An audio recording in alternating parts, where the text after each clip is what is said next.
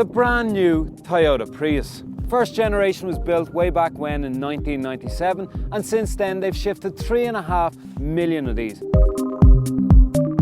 So generation 4, here we are, and I have to say it was definitely much needed. I mean, things were getting very stale with the older models, and they really did take a big jump on this. Now, it's not to my personal taste, but it looks futuristic, and I know there's a lot of people who are looking at it thinking, yes, so much better. And I do agree, so much better. It's quite a drastic change between the last generation and this one. And the lines, however, they're really sculpted. I like the vertical lights to the rear, and I love the lights to the front as well. It's actually, the lights are nearly Lexus-like. Inside in here as well, it looks ultra futuristic. However, the dual screen going on here is all well and good, especially the upper one. The lower one is so dated looking in terms of the text and fonts that are used on the screen, but it's all good. I like the information that's available in terms of my fuel economy, my driving mode, of which there are 3. Now to the front, it's nice and spacious, and to the rear here, there's actually really good legroom. However, there's a sloped roof, and that takes away from headroom. So me, I'm just a tiny bit under 6 foot, and I've sat in the back, and my head is actually touching the roof back there. Now, in terms of Toyota and their hybrid setup, pretty much every Toyota you get now is available with hybrid technology. They were running on a 1.8 litre petrol engine here, and as well as that we got the battery, and between the two of them I think we're generating in around 170 or so brake horsepower. Now, you wouldn't feel that if you put the foot down in terms of 0 to 100 kilometers an hour, and saying that, it's not too shabby either. One thing that did surprise me, I opened it up a small bit earlier on today, and it wasn't actually too bad on bends, which you definitely don't expect from a Toyota Prius. There you go. Now this one here claims 2.5 litres per 100 kilometres, or in around 94 miles per gallon.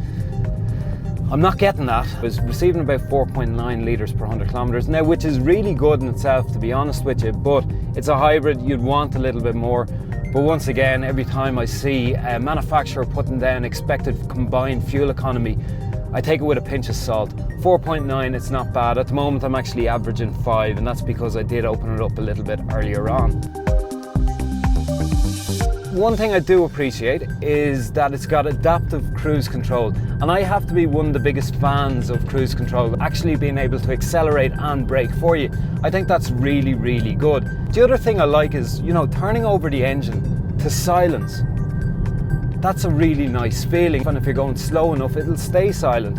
But if you accelerate too much, straight away it hits into the petrol, which isn't loud. Certainly not calling that loud. It's nearly seamless the way it happens. That's very good. What does annoy me, however, if only the tyres were just that little bit different, because the road noise really does take away from the experience of driving this car. There's a CVT transmission in this as well, which I'm not a fan of either, but you know, this is a hybrid, this is Prius, and it does belong to it.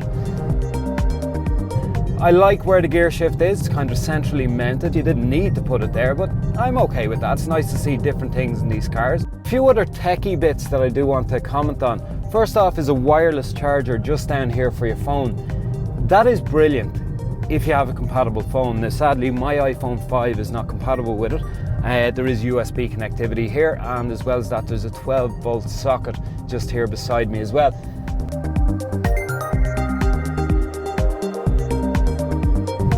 I don't think it was ever intended to be fun, and I won't even say that this particular car is intended to be relaxing, because that road noise is just tearing my ears apart.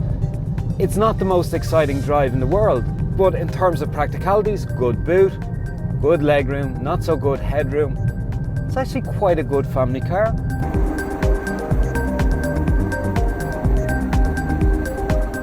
Starting from €31,500, this is a really good choice for families, especially if you're looking for fuel efficiency. However, if you're looking for excitement, this is not the car for you.